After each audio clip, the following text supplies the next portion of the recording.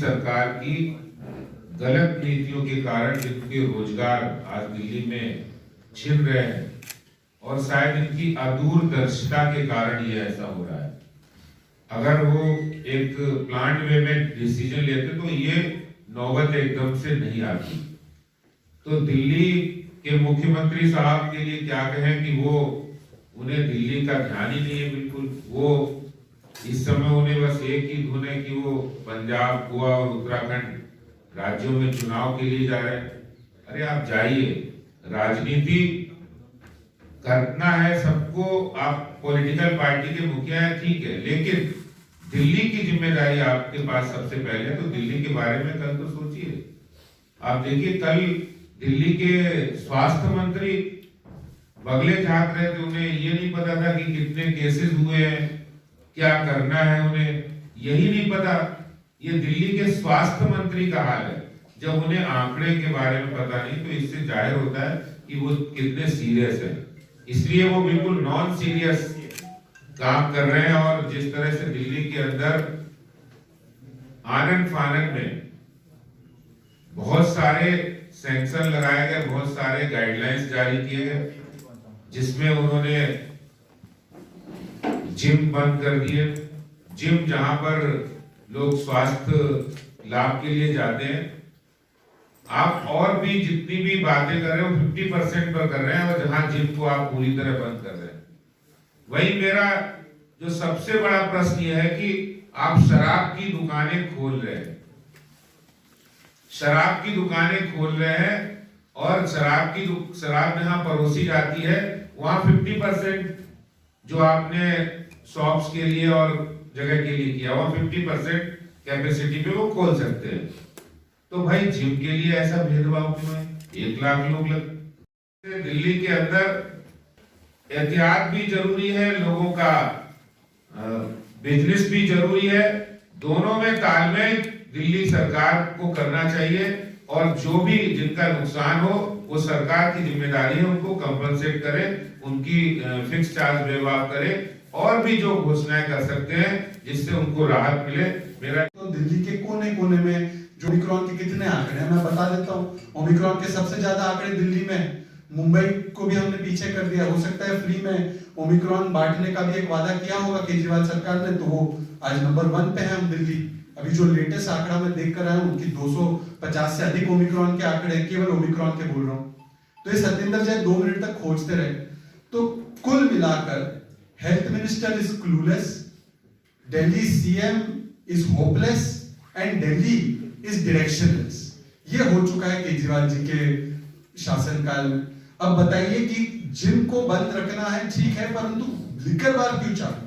तो मुझे जब दिल्ली जिम एसोसिएशन के लोग पूछ रहे थे तो मैंने इनसे कहा अध्यक्ष जी कि हो सकता है कि लिकर माफिया ने जो कन्विंसिंग पावर अपनाई होगी केजरीवाल जी के साथ, वो कन्विंसिंग पावर आप में नहीं है। वो क्या कन्विंसिंग पावर है पर केवल केजरीवाल जी बता सकते हैं कि माफिया, लिकर माफिया की ऐसी कौन सी कन्विंसिंग पावर है जिसके चलते लिकर बार में कोई कोरोना नहीं फैलता। ये केजरीवाल जी ने एक साइंटिफिक खोज निकाली है, और जिम जो है और बाकी जो एस्टैब्लिशमेंट्स है उसको बंद करना चाहिए।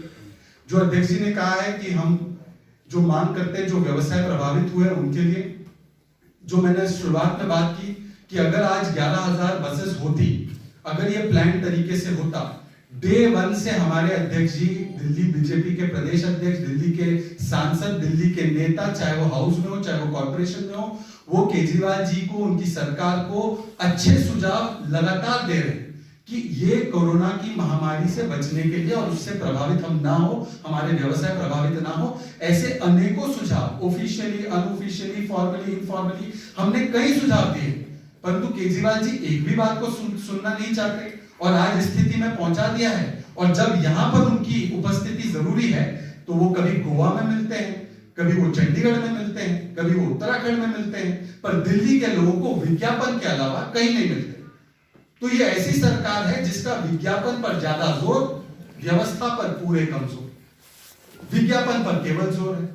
तो हमारी मांग है कि विज्ञापन और टेलीविजन स्क्रीन से उतरकर चंडीगढ़ में जो विजय यात्रा निकाल रहे उसको छोड़कर यहां पर जो कोरोना यात्रा फैल रही है उसके बारे में ऑल पार्टी मीटिंग क्यों नहीं रखते? क्यों आवश्यकता भारतीय जनता पार्टी ने की है वो केवल इसलिए की है कि आज दिल्ली में 90 केस हुआ करते थे 20 दिसंबर को। आज 30 दिसंबर आते आते 900 केस हो चुके हैं। ओमिक्रॉन में सबसे ज़्यादा आंकड़ा अगर देश में कहीं पर है तो वो दिल्ली में है। दिल्ली के मुख्यमंत्री वैसे तो कई चीज़ें फ्री बांटने का दावा करते हैं, पर आज जो केवल और केवल फ्री बंट रहा है वो ओमिक्रॉन और कोरोना है। और वो इसलिए है क्योंकि दिल्ली के मुख्यमंत्री को दिल्ली में कोई दिलचस्पी नहीं रही।